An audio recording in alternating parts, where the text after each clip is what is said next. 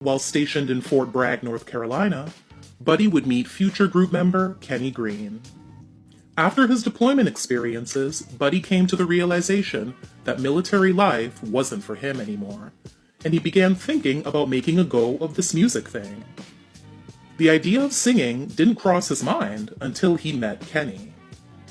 He taught Kenny how to play the piano, and Kenny taught him how to sing. Kenny Green was born and raised in Detroit, Michigan. In addition to his work with Intro, he also wrote many songs for other artists such as R&B soul singer Mary J. Blige, boy band 98 Degrees, and rappers Cameron and Will Smith. His pen was so golden that he tied with Jimmy Jam and Terry Lewis for the American Society of Composers, Authors, and Publishers Songwriter of the Year Award in 1993. He also wrote and produced most of Intro's songs.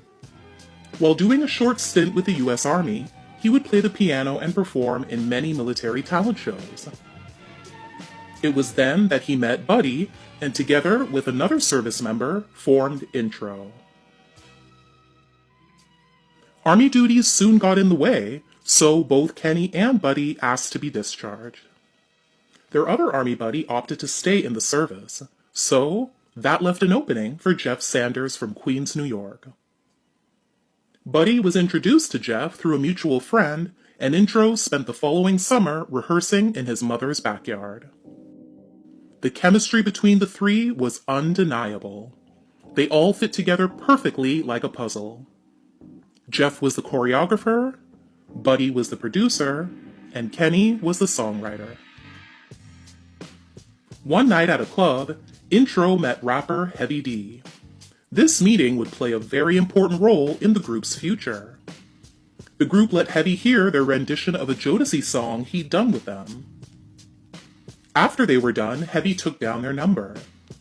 And that was that. Until 1 week later, when he called. Heavy contacted them and asked them to come down to meet his partner, Edward Farrell, better known as DJ Eddie F.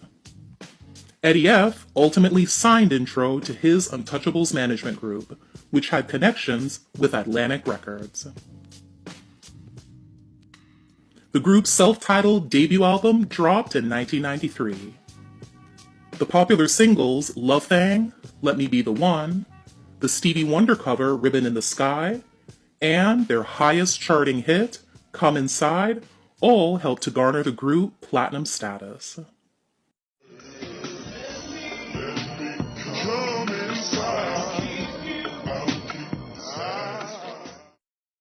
Their follow-up album, titled New Life, came 2 years later.